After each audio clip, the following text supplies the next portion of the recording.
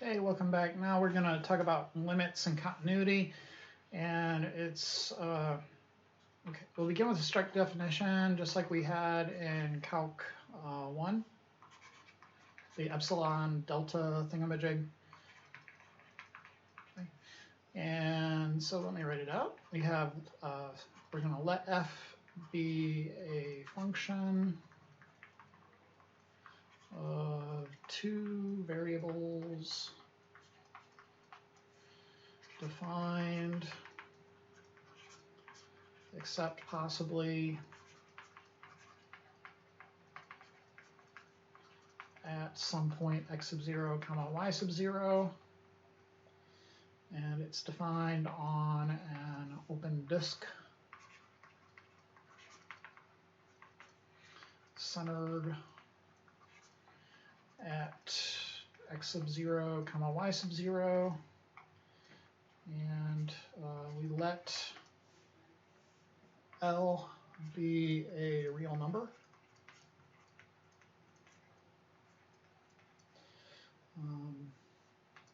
Then we say the limit as x comma y goes to x sub 0 comma y sub 0 of f of x comma y equals L, so long that for every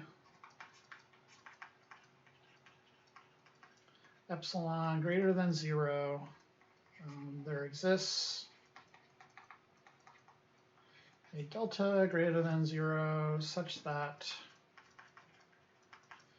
if the distance between the center point and the point is small enough, so x minus x sub 0 squared plus y minus y sub 0 squared is less than some sort of delta, then the output f of x, y will be less than distance epsilon away from this number L. Okay. Visually, the kind of picture now,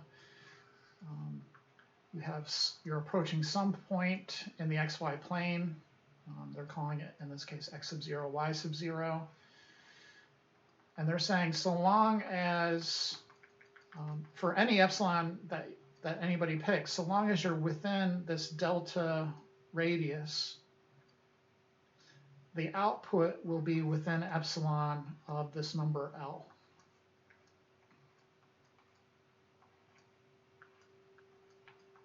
Okay.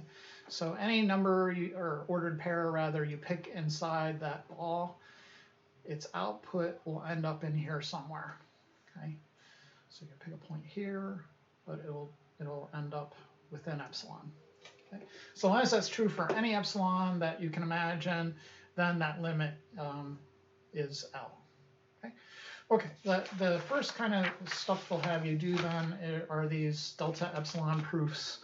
I'm not going to bother you with them. I just want to show them to you in case you have the misfortune of having to study multiple variables in an advanced setting. So we'll do the easy one first. This is, I don't know what number it is anymore in the book, but let's just put an example. I think it's just example 1.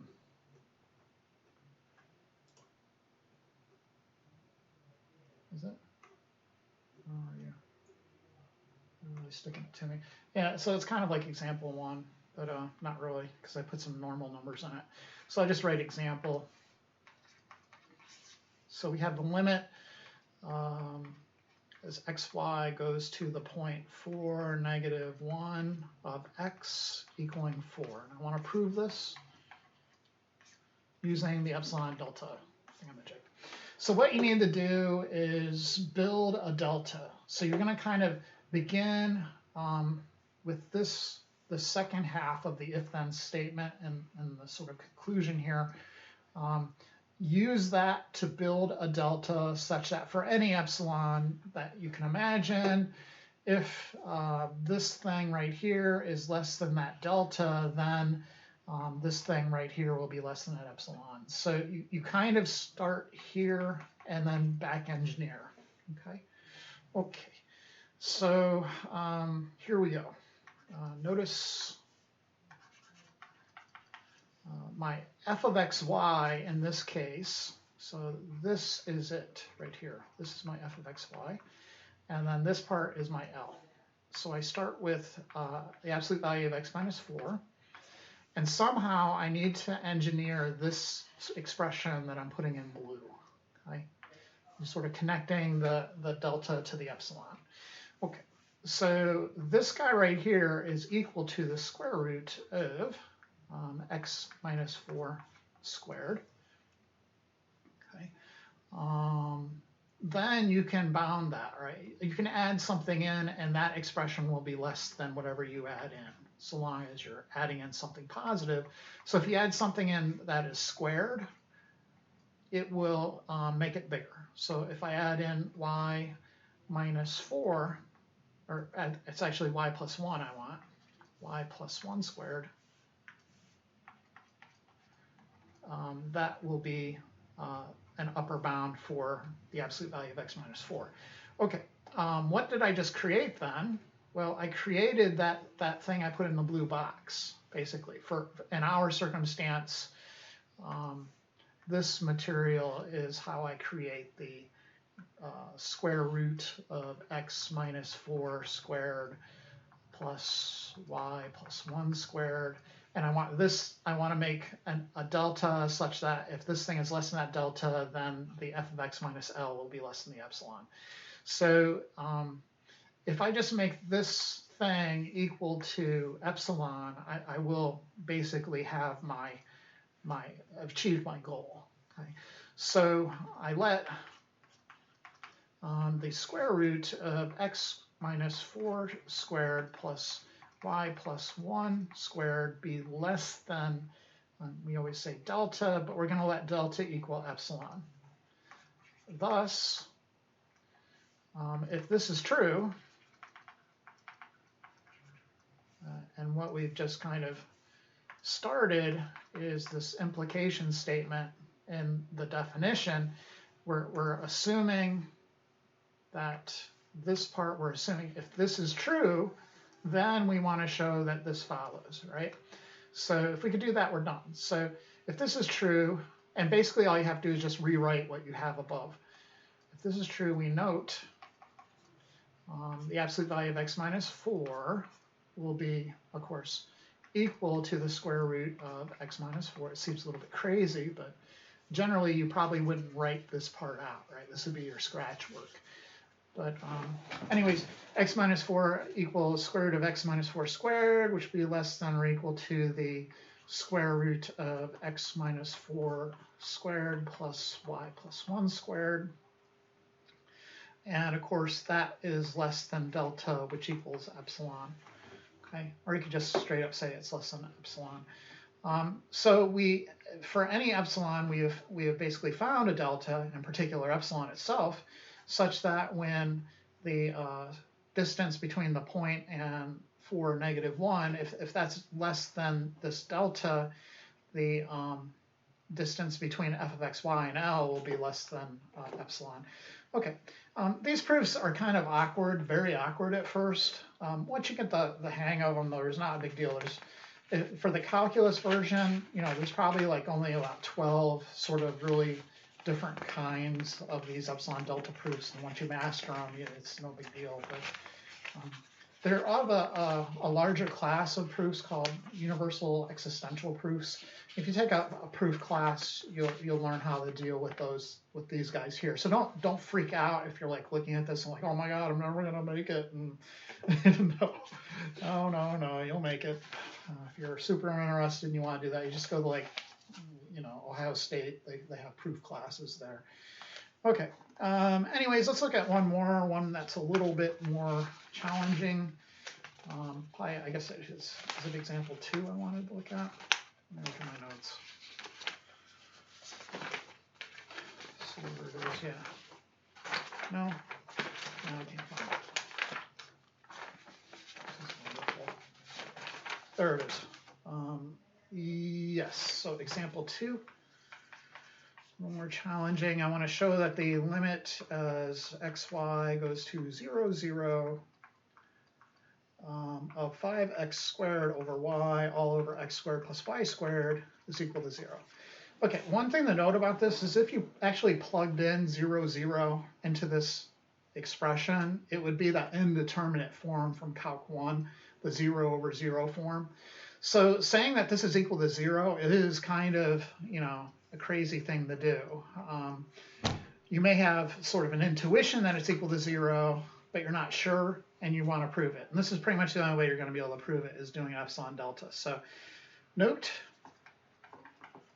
again, we're going to back engineer. So this part right here is my f of xy, and this part here is going to be my L. So I look at that, the absolute value of that difference, 5x squared y all over x squared plus y squared minus 0.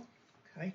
My goal is to kind of engineer this thing, right? So from this material. So the x minus 0 squared, which is just x squared, plus the y minus 0 squared, which is just y squared. So somehow I got to develop that expression, and then I could figure out what my delta should equal. Okay.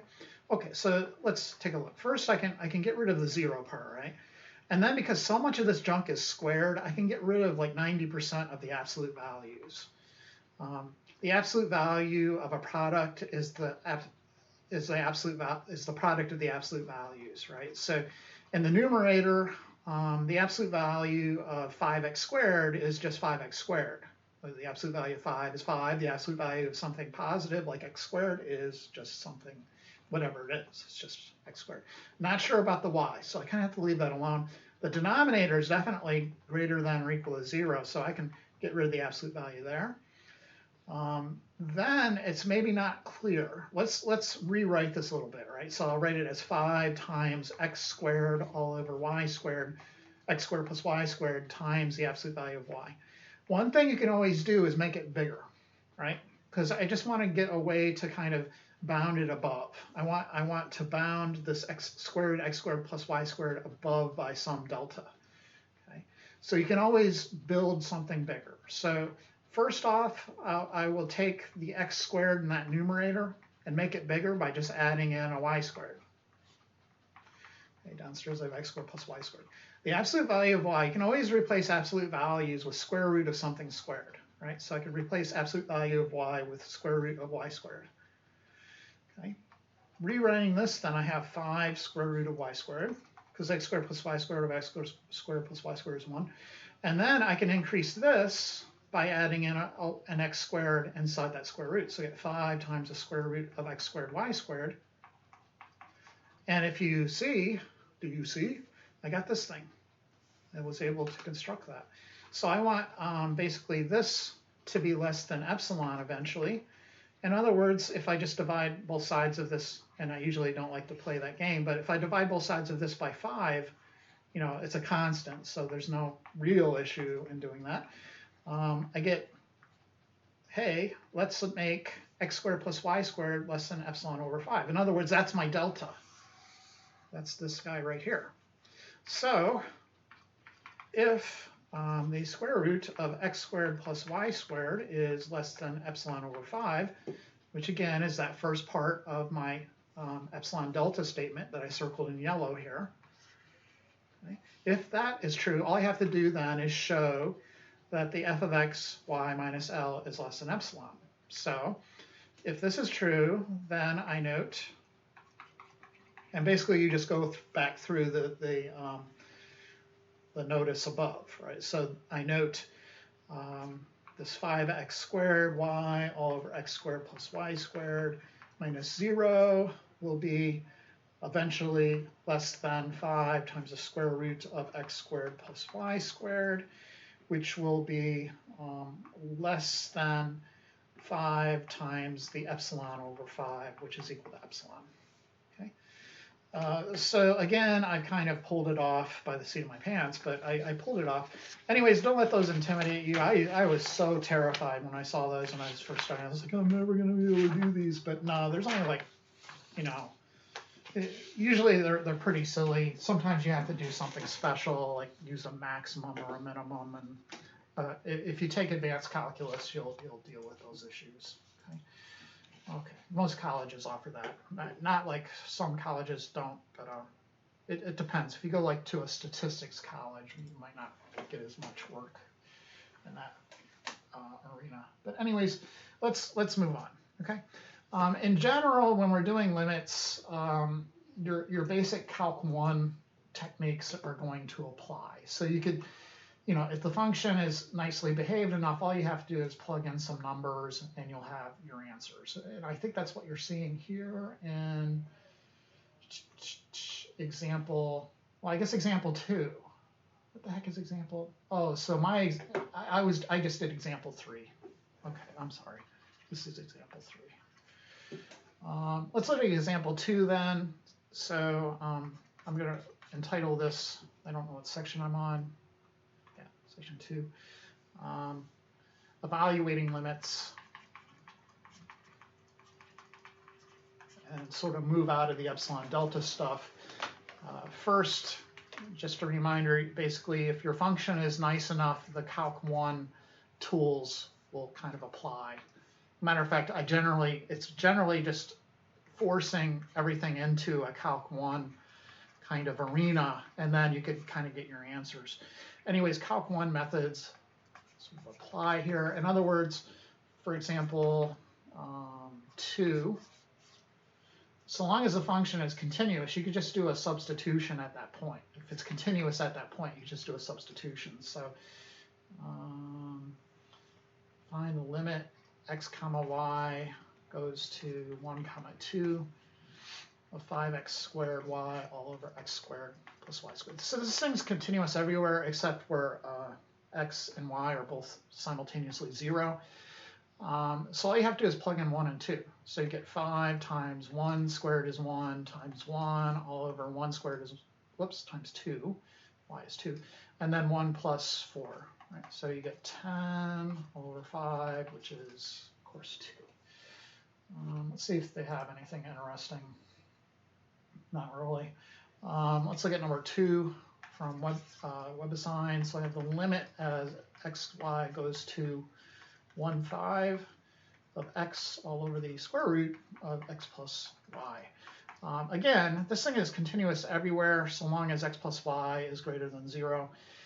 So you could just do a substitution, and this will be 1 all over the square root of 5 plus 1, which is 6. Okay, pretty simple, right? When I talk about the continuity, yeah, you need x plus y to be greater than 0. This one a little bit more annoying, number 3, with regards to the continuity. You can think of continuity as just your ability to kind of do a plug and chug on the limit. So if you can just easily substitute in the values, you know that the function is continuous. You could do a substitution and you have your answer, right? Arc sine xy all over 1 minus xy. Remember what the arc sine is. Arc sine is just the inverse of sine. The sine function kind of looks like this. And then if you do reflection about the y equals x-axis, you get this. So at 0, because if you plug in 0 times 7 in here, you'll get arc sine of 0, which is 0, all over 1 minus 0, which is 1. 0 divided by 1 is just 0, so that's just going to be 0. Where is it continuous? Well, first, I need to make sure 1 minus xy is not equal to 0. So I guess you have to make sure xy is not equal to 1. As far as xy needing to be less than or equal to 1, there is an issue with the arc sine, right? The output of sine of x, it goes to the interval from -1 to 1. So the input of sine inverse of x needs to be in that same interval from -1 to 1. So when I talked about domain in the previous section, I said it applies to natural logs, square root functions, and division by 0, but it also applies here to arc sine functions. So you need to make sure that whatever you're putting in here is greater than or equal to 1 as well. So they note here that the absolute value of xy needs to be, well, in this case, less than or equal to 1. Okay? or you could say xy needs to be in between 1 and -1, but this is a little more compact, right? Why does it absolute value? It's because technically you really want xy in between -1 and 1, but compactly written, it's just, you could write it as an absolute value less than or equal to -1. Okay, so hopefully that dispels any mystery there. For these other problems, you see they're kind of 0 over 0 problems. So I think number 4, we have the limit xy goes, no, that one's not. That one just turns out to be 0. Let's look at 5. So you see there's the DNE. Yeah. So I have xy going to 0, 0 of 6 all over x to the 5th y cubed. Okay. Note if you plug in 0, 0 here, you get 6 over 0, which we can't evaluate normally, right? Okay, so I kind of proving, this would be in the realm of proving that a limit just doesn't work. And we kind of are going to develop some other techniques. And okay, so proving a limit does not exist. So if you remember, there's 3 ways a limit could potentially not exist. It has, in Calc 1, it has different left and right hand limits.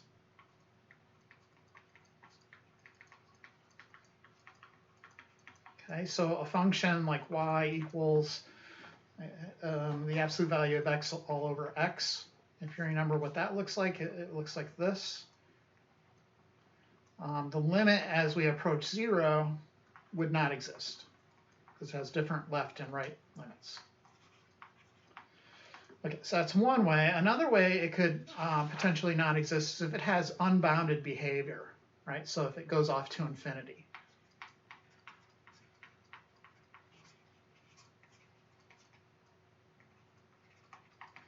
So in particular, the limit as x goes to 3 from the right of,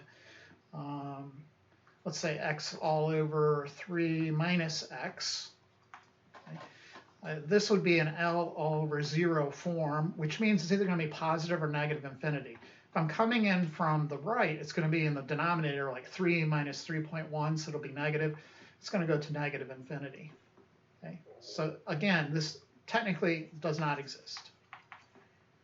The third kind of behavior is the oscillating, right? It oscillates itself to death. And examples of those guys would be stuff like limit as x goes to 0 of sine of 1 over x, right?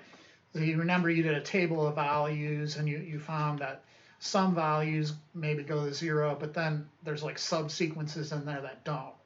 So this fails by oscillation. As it gets closer to the 0, it's going to start just going like this really, really fast, right? So it'll never really settle on one value. Okay, so those are the 3 ways your limit might not exist. And these 3 methods kind of apply here as well. The difference now being that for the first one, the left and right hand limits, we're technically working within a balls, right? So if you look back at our original definition, we're in the xy plane and we're in this kind of circular region around the point. So the number of approaches is not just left or right like it was in Calc 1. You can have approaches going like diagonally. You can have approaches going horizontally, approach going vertically. You can have parabolic approach. Okay, so long as it goes through that center, there's an infinite number of approaches you can pick. What it'll come down to is kind of just, it's kind of like the trace problem again. You're going to let y, or you're going to let x equal one of these approaches, which usually means let x equal y, or y equals x, or let x equal 0. And then what you do is find different limits for the different paths. And if you could do that, then the limit doesn't exist. If you can ever find a path that has unbounded behavior, or if it oscillates, you're done. Okay, in that one particular trace, it will have that behavior, and therefore overall, in the overall picture, it will also have that behavior. Okay, okay, so let's take a look at some of these and see how they go. Okay, so my first example, limit x comma y going to 0, 0 of xy all over x squared plus y squared. So if you try to plug in 0, and please don't do L'Hopital's. Okay, don't do L'Hopital's unless you're in one variable problems. But anyways, here, if you did plug in 0, 0, you would get an indeterminate form. Okay, a 0 over 0. So what do? So you're going to approach 0, 0 along some paths. Okay, so the first path I'm going to approach is x equals y, which is a diagonal, right? And whatever your path is, it has to go through 0, 0. Like you can't pick y equals 1 because it won't go through 0, 0. You need to pick a path that goes through the point you care about. Okay. Okay, so I'm going to approach along x equals y or y equals x. Okay, and what essentially that does is kind of put you into one dimension again. So you'll have x comma x going to 0, 0. X comma x going to 0, 0. You can replace all the y's with x's. So you get x times x all over x squared plus x squared. In other words, you're kind of just working in Calc 1 again. You have this limit as x goes to 0 of x squared all over 2x squared. You can simplify that at all values not equal to 0. That's equal to 1 all over 2. And the limit of a constant is just a constant. Okay, so it's 1/2. Okay, so it seems like, okay, maybe the limit is 1/2. I don't know, but I don't think so. It turns out if you can find another approach that's different, that has a different answer, and you can kind of just do a substitution and figure out what works. But if you can find another approach, you're kind of good to go. So let's approach, if you can find another approach that goes to a different value, right? So let's approach along y equals 0. Okay? In that case, you have the limit of x comma 0 going to 0, 0, and we have in the numerator x times 0 all over x squared plus 0. Okay? This is going to be the limit as x goes to 0, basically, of 0 all over x squared. And if you think about a table of values, no matter what you put in there, it's going to end up being 0, right? So it's always just going to be 0. It's 0 all over 1 is 0. 0 all over 0.1 is still 0. So it looks like this limit is just going to 0. And therefore, if you have two different answers for two different approaches, that means the limit does not exist. Okay? Okay, so in particular, we can look at something like number 6 in WebAssign. We have the limit as xy goes to 0, 0 of x plus y all over x to the 10th plus y. I'm going to approach along y equals 0. So you get the limit of x comma y going to 0, 0 of x all over x to the 10th, which will be just the limit as x goes to 0 of 1 all over x to the 9th, okay, which does not exist. The limit of that thing, it's going to be like a rational function if you think about the graph. It'll go to negative infinity as you approach in this direction and positive infinity as you go this direction. Okay. So if you can find, and basically what you're doing is looking at the trace along y equals 0 of this graph. You know, you're looking on this plane, and here is my y-axis, here is my x-axis, here's my z-axis, you know. And you're just looking at this one trace. And if you can find one trace that has this crazy kind of behavior, so in particular, if you looked on this trace, we would have this behavior, you could say that the overall limit just won't exist there because of this one particular trace. Okay. So if you can find a path that does not exist, or you can find a path that goes to infinity, you're done. Okay. Let's try another one.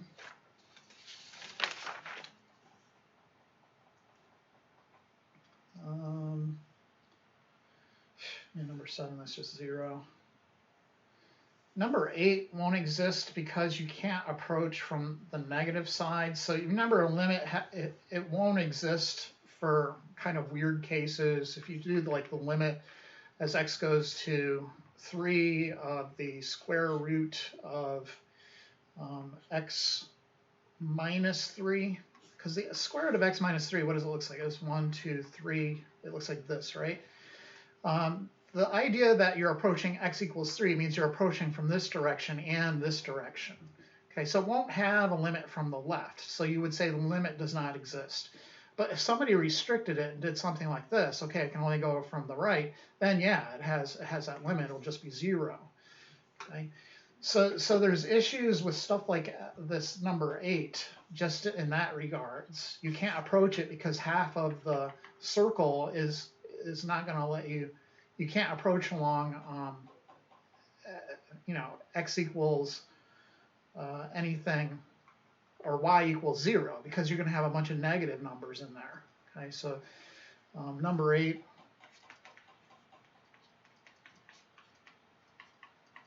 Seems like most of these you can kind of force them to go off to infinity. Number 5, just let y equal x. That will go to infinity from one direction, negative infinity from the other.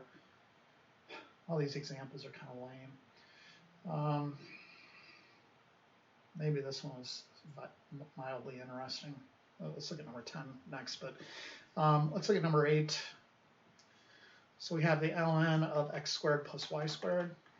Okay, so you could approach along x equals 0, and you would have the ln of y squared as xy goes to 0, 0. And in that case, this graph, as you approach in this direction, so really what you're doing is looking at the x-plane, and here is our x-axis coming out like this, and here's our y-axis going like this, and here's our z-axis. You're looking in that plane and looking at the trace. Okay, so ln of y squared is basically just going to be like this.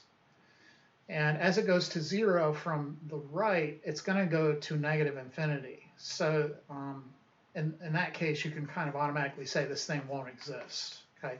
It's actually y squared. Ln of y squared is the ln of the absolute value of y. So it'll look like this. So from the negative direction, so in both directions, it's actually going to negative infinity. So you could write negative infinity, but ultimately that does not exist, okay, because of that particular trace. I believe that's what ln of y squared looks like. We can always go to Desmos and try it, but sure why not. Desmos.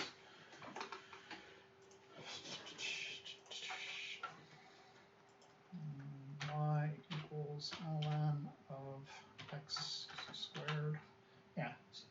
So you see it like has that double kind of trouble. Oh, whoops, I did x. Yeah, that's what I want. Yeah. Okay, so in both directions, it's going to negative infinity. Let's look at another one. Okay, so maybe this guy is a little more interesting. Number 10. Limit of xy going to 0, 0 of x squared plus y squared over xy. Okay, so if you let x equal y, you get the limit of x squared plus x squared all over x squared. So that would be the limit, and of course as x goes to 0, that would be 2x squared all over x squared, which of course is equal to 2. I mean, you could rewrite that with, like, instead of x equaling y, x equals 2y, you know, and then the limit, that would be the limit of so rather we want y to equal 2x, right? That'll go through the origin. So we have x squared plus 4x squared all over x squared. And then that would be 5x squared, limit of 5x squared all over x squared, which would equal 5. Again, these two limits are not the same, so therefore it does not exist.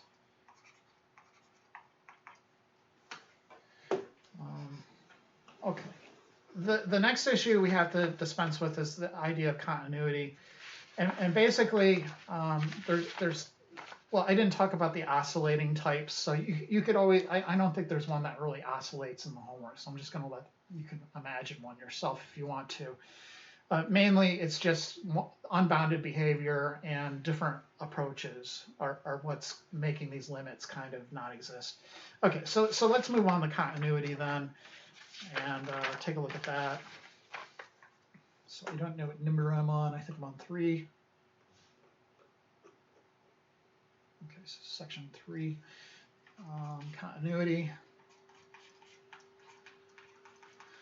And the strict definition for continuity is basically just the limit definition, except you don't have to worry about that little exception in the definition.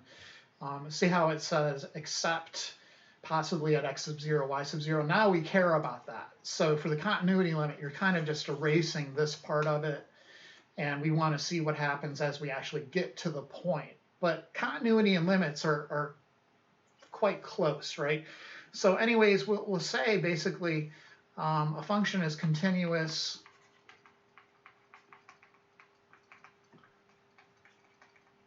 at a point,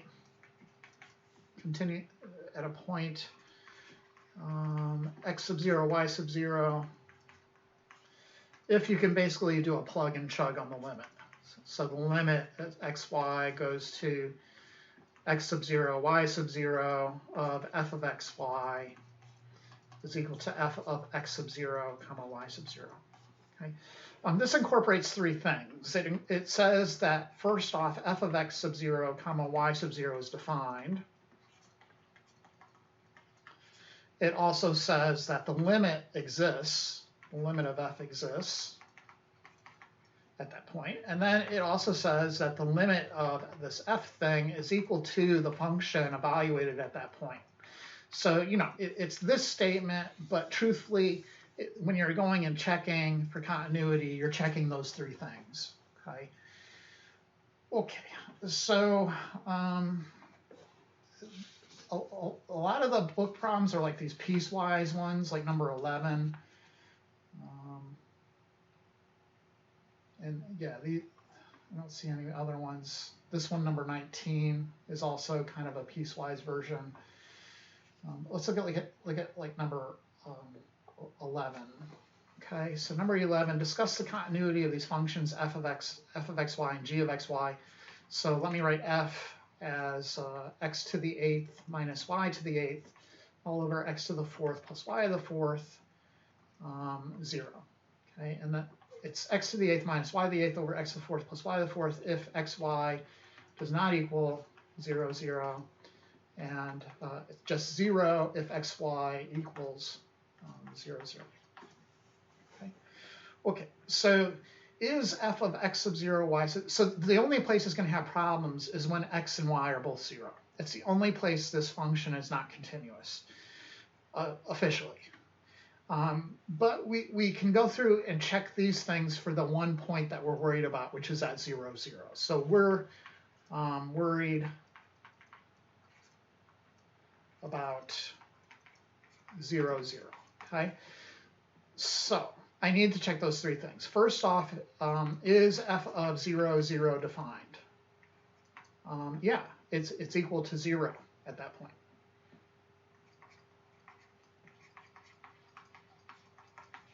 Okay, secondly, does the limit of f exist at this point 0, 0? So let's take a look at that. The limit as xy goes to 0, 0 of x to the 8th minus y to the 8th all over x to the 4th plus y to the 4th. Remember, for limits, we don't care about what happens at the point 0, 0, just everything around that. And everywhere except 0, 0, that expression represents the function. Okay, okay, so I can simplify that.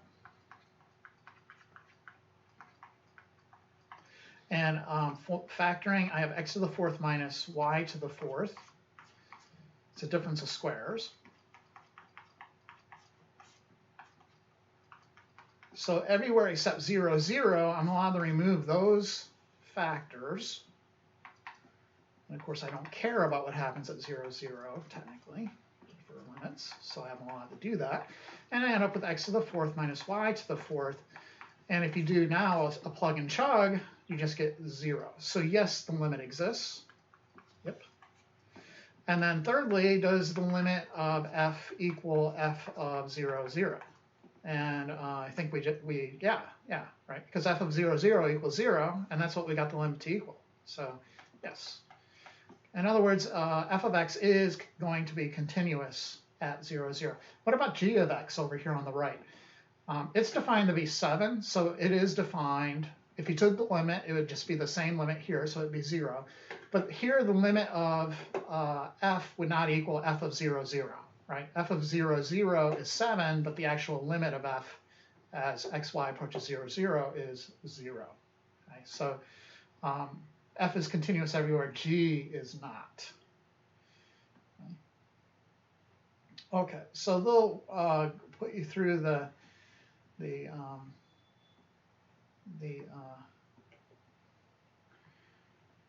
big and the small of it. This one problem really annoyed me. I just want to do this one for you so you're not worrying about it. This number 19, for whatever reason, it comes down to the fact that in Calc 1 you learned that the sign of x all over x as x goes to 0 is equal to what, 1, right? So if you let z equal xy and then consider the limit of sine of xy all over xy as z goes to 0, so I mean really it's like x comma y goes to 0 comma 0, but then replace all that with a z. So you got sine of z all over z. You can evaluate it in that way. So the limit along at 0, 0 will always be equal to 1. The function, if you know from the definition, notice from the definition, is equal to 1. And the limit of that function is equal to the function evaluated at that value. Okay, so this last guy is continuous everywhere. For some reason, I just couldn't put that one together. Hopefully all the other ones won't be so bad. And hopefully I didn't get too carried away in this video, but interesting stuff, right? Okay, so we'll see you next time. As usual, thank you for watching. Whoops, and I forgot my video quiz. Okay, so I definitely didn't put a video quiz in 13.1. The material, you know, I kind of forget. Okay, so let's try. Oh, and I didn't do the polar coordinate thing anyways, so this, okay, so we need the video quiz and we need to use polar coordinates. So I think maybe this is 4. Using polar coordinates. So you're just going to let the limit go be r goes to 0, and you're going to replace x with r cosine theta and y with r sine theta. Okay, and usually you'll be able then to figure out these limits. And they kind of tell you how to do it in the homework, so I wasn't too worried about it. But let's look at number 14. I have the limit, and this is the video quiz. Video quiz, video quiz, video quiz. Okay. So it's the limit of x squared minus y squared all over the square root of x squared plus y squared as xy goes to 0, 0. Okay. Okay, this is definitely a 0 over 0 indeterminate form. So I'm going to go ahead and do polar coordinates on it. So r now goes to 0. In the numerator, I'll have r squared cosine squared theta minus r squared sine squared theta. In the denominator, I'll have the square root of r squared cosine squared theta plus r squared sine squared theta. So I can simplify the stuff in the numerator and denominator. So in the numerator, I can factor out the r squared, and I'll have cosine squared theta minus sine squared theta. None I could do there. But in the denominator, you can use like a Pythagorean identity, right? So you have cosine squared plus sine squared theta And you can replace this part with 1. So this would be the limit of, that should be an r squared in there, r squared times cosine squared theta minus sine squared theta all over square root of r squared, we'll just say is r, as r goes to 0. And then we can simplify this into the limit as r goes to 0 of r times cosine squared theta minus sine squared theta. And then plugging in 0, you just get 0 times something. So that would just be 0. Okay. So yeah, using polar coordinates, that's our video quiz for the day. And sure, let's call it quits there. And so why could I just go square root r squared? So r is always assumed to be positive. And for us, I think we want r to be positive. Yeah. I don't know. That's something to think about, I guess. Anyways, that's the answer. That's the video quiz. And thank you for watching as usual. And I'll see you next time.